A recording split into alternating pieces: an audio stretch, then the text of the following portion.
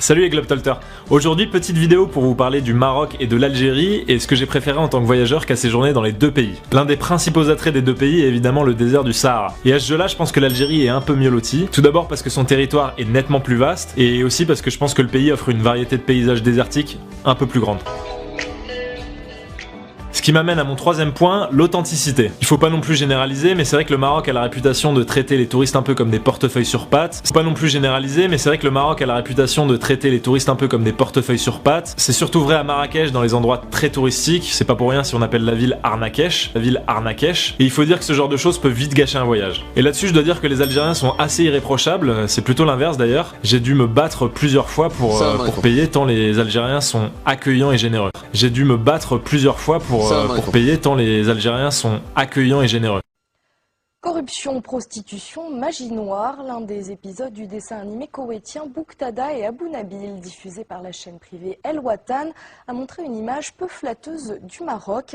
Résultat, de nombreux internautes marocains ont décidé de monter au créneau et ont demandé l'arrêt de la série. Le ministère koweïtien des Affaires étrangères a fini par intervenir et a exprimé dans un communiqué ses vifs regrets quant au contenu de cette série.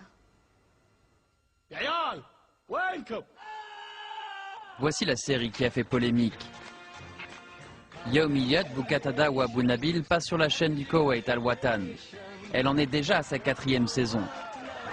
Ses créateurs affirment qu'elle montre de manière satirique les problèmes de la société koweïtienne à travers ses deux protagonistes, Bouqtada et Abou Nabil. Mais elle a failli causer un incident diplomatique, car selon le gouvernement marocain, 2 épisodes insultent l'image du pays du Maghreb. Il considère que la série présente le Maroc comme un pays où prolifèrent le tourisme sexuel, la sorcellerie et la corruption. Le gouvernement a critiqué l'épisode où l'on voit les 2 personnages rencontrer 2 jeunes femmes marocaines dans la ville d'Agadir.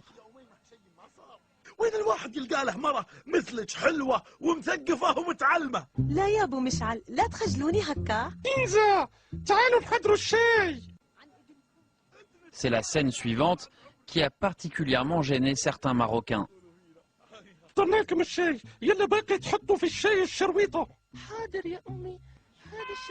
La série montre une femme marocaine peu scrupuleuse qui veut à tout prix que les Koweïtiens épousent ses filles.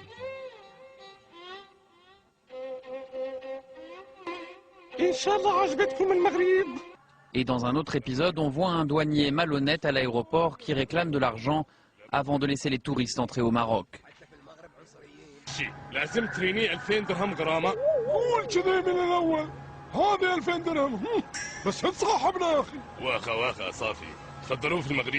À la suite de la polémique, Al Watan s'est excusé.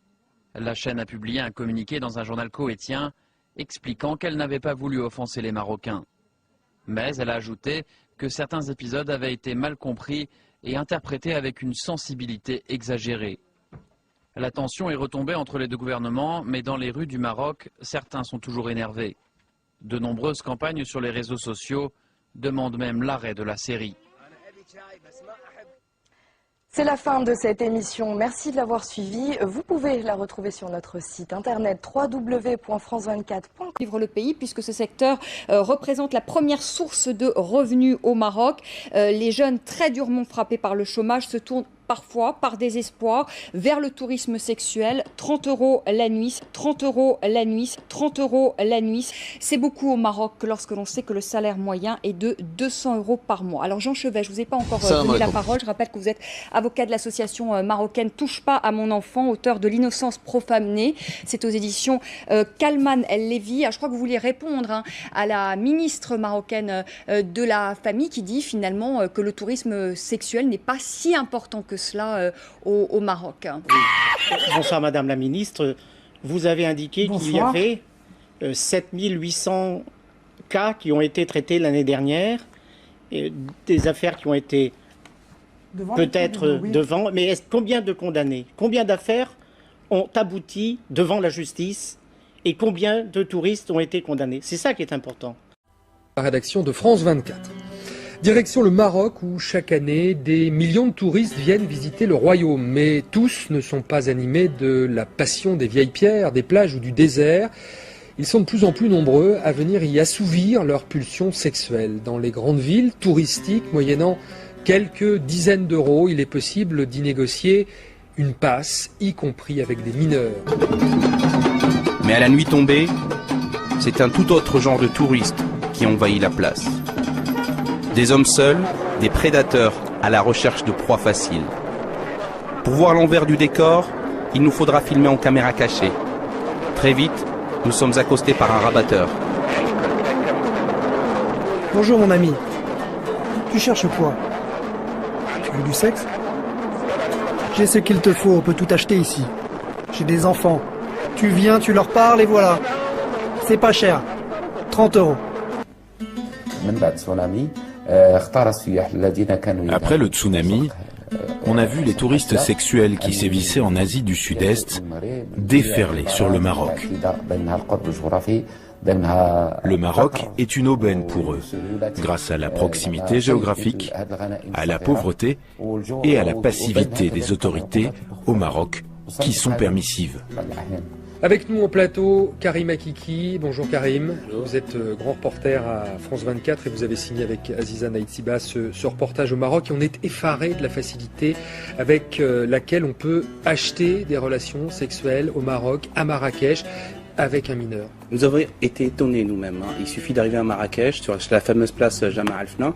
C'est la grande place touristique. Tout se passe sur cette place-là. Il y a un tourisme classique, comme on le voit dans le reportage. Et très vite, en étant avec les bonnes personnes et surtout en traînant tout seul.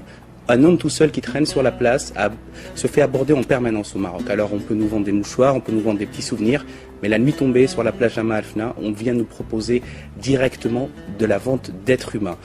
Le processus est toujours le même, c'est-à-dire c'est des prostituées hommes qui viennent nous voir et qui nous demandent ça coûte tant, c'est très direct, ils savent, ils savent reconnaître les hommes qui sont tout seuls. Et moi-même j'étais étonné, je leur disais mais pourquoi vous venez me proposer ça? Ils disent mais on voit beaucoup de touristes qui sont là, qui sont tout seuls sur la place, donc on va vers eux, on leur propose ça.